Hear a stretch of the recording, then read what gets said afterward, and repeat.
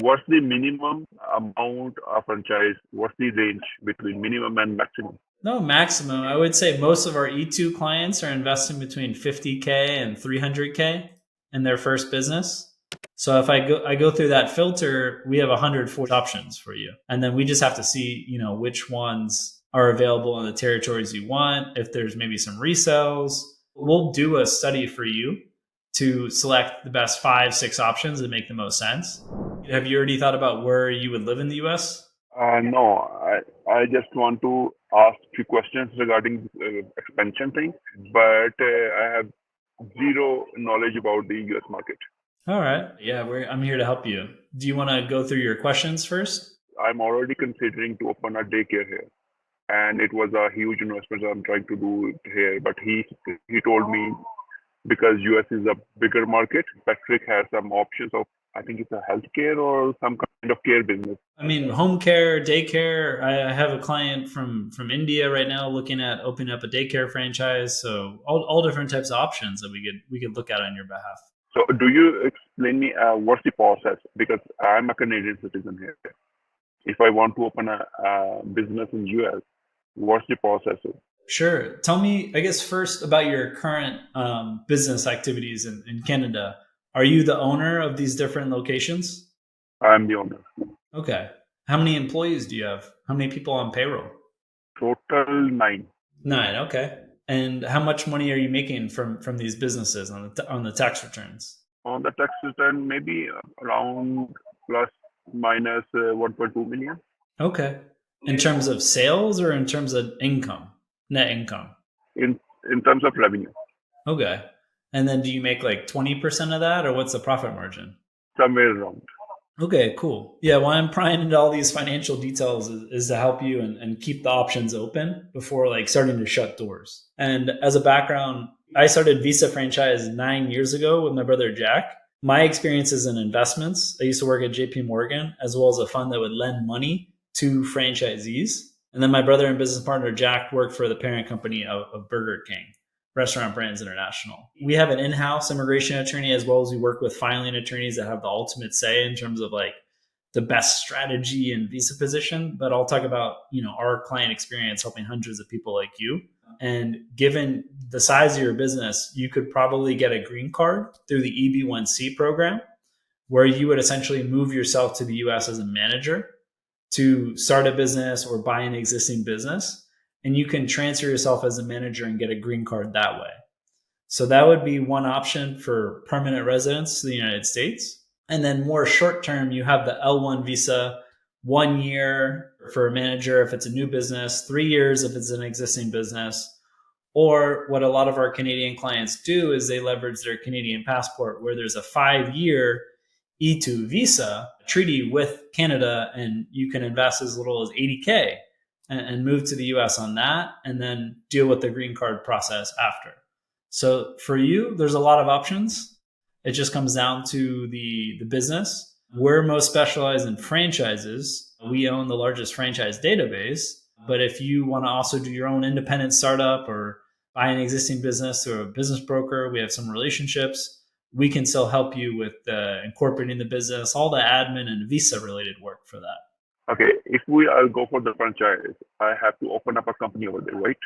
Correct. Yeah, we can take care of opening the LLC, getting the tax ID, the business bank account. We can do all that for you. So being a Canadian citizen, I can open all these things over there. Yes. There were some. Are you originally from Pakistan? I'm originally from Pakistan. There were some banks that closed up for people that were born in Pakistan, and it's got harder, but we have great relationships, whether you're using your Pakistan passport or your Canadian passport. But yeah, I can pretty much guarantee we'll be able to handle opening up a business bank account for you. I would be happy to guarantee that. If we're not able to, we would refund you that advisory fee. Okay, so basically, I'll open a company over there as a non-resident. Correct. And then once you invest the funds and when you open the business or you're close to opening up the business, then you would apply for the E2 visa. So I'll apply for E-2 and franchises. Well, that's our job. So we've been doing this for 9 years. Our job is to reach out to the franchisors and see which ones are willing to work with you as a non-American not American yet, I should say. Our sister company, Vetted Biz, we have a database of 7,000 opportunities. We have at least 450 that are willing to work with E2 visa investors. So you have Papa Murphy's, Mathnasium, Home Investors of America. That's the one that's We Buy Ugly Homes, Budget Blinds, The Maids, Sports Clips. There's a bunch of franchises that are willing to work with E2 visa investors. But I would guess if we kept reaching out to that list of 7,000, there might be another 100, 200, 300. These are the ones that have confirmed generally within the last 6 months that they're willing to work with E2 visa investors. But for our clients, we can always reach out to other ones to see if they're at least open to working with you. Okay, so what's the minimum amount of franchise, minimum amount that, what's the range between minimum and maximum? No maximum. I would say most of our E2 clients are investing between 50K and 300K in their first business. So if I go through that filter, we have 140 options for you. And then we just have to see, which ones are available in the territories you want. If there's maybe some resells, we'll do a study for you to select the best 5, 6 options that make the most sense. But you have big brands like Meineke, Freeway Insurance, 500 plus locations, Rita's Ice Custard, 500 plus locations, Stretch Lab, Puro Clean, all different types of industries. Okay, if I am interested, I have to apply a company in US as non-resident. Then you through me any franchise. What I would propose to you is, hey, let's look at some businesses. You complete our initial agreement. You do the client survey. We onboard you as a client. You give us 3 to 5 business days. We reach out with the best businesses that you fit your profile. And then as you're along the process, we'll open up the company. We'll do the business bank account. We'll start working on the visa process. But I would say first things first, let's make sure that you're comfortable with the business opportunities and that you can see yourself actually moving to the US. Actually, I was most interested one is was care, like in the healthcare, in daycare. Yeah. I've had a ton of clients invest in home healthcare. There's some great concepts, Amada Senior Care, options for Senior America, Sarah Care. There's quite a few options that we could look at for you. So what's next I have to do in each step, because I just want to figure out how much time it's gonna take after my decision, like after finalizing the company. We're talking 1 to 2 months to decide on the business and start the business account opening process, a month to finalize the paperwork and make the investment. And then as you're in Canada, just another 6, 8 weeks tops to get the E2 visa. So it can be pretty quick, as short as 3 months, as long as 6 months, depending on how long it takes you to make a decision. Just one more question regarding the franchise process. In Canada, I have a franchise of pizza and fried chicken too. Okay. So in this one, what we usually do, we contact the franchisor, and after the agreement, whatever the price is of the franchise is, we paid that, and they open up complete franchise.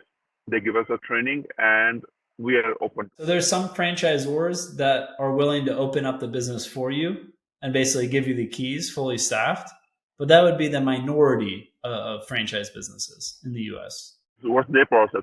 How they work? So they'll do the training, but you have to find the site. You have to secure the location. They'll help you and give you the tools to hire the staff, but you're going to be the one actually hiring the staff. So they're just charging the money for their name. It's more than the name. The processes, the technology stack. It could be, if it's in the in-home health care space, they might have relationships with hospital chains or, veteran affairs. Some of them have relationships with lead generation companies because they buy in such bulk because there's 200 franchisees. But you've got to do the assessment, and we'll give you the tools to decide, is the franchise fee worth it? Because it's going to be 30, 40, 50K, as well as the ongoing royalties. So you should be able to determine pretty quickly, okay, yes, I paid 40K upfront franchise fee. I'm paying 6K in royalties, but I think my top line revenue is like 30% more, and I've been able to scale up much faster paying the 6% royalties. But you've got to come to that conclusion, and we'll help you there. We'll be with you every step along the way. But you've got to decide if it's worth it doing a franchise or just doing your own independent business. So what I understand, that you are mentioning the 50K or whatever the figure is, that's the franchise fee only, not the investment of building a store or something.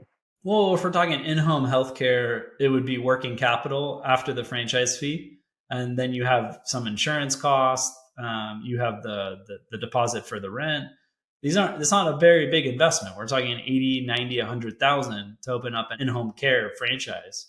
But if we're talking about one that has a physical location, like a daycare, then it's going to be obviously a lot more money. 500K plus, and that includes everything to open up, as well as generally in the franchise disclosure document in the item 7, they include working capital needs. So the first, say, 3 months, 4 months, 6 months, depending on the franchise, how much capital you need before you break even and start taking money out of the business.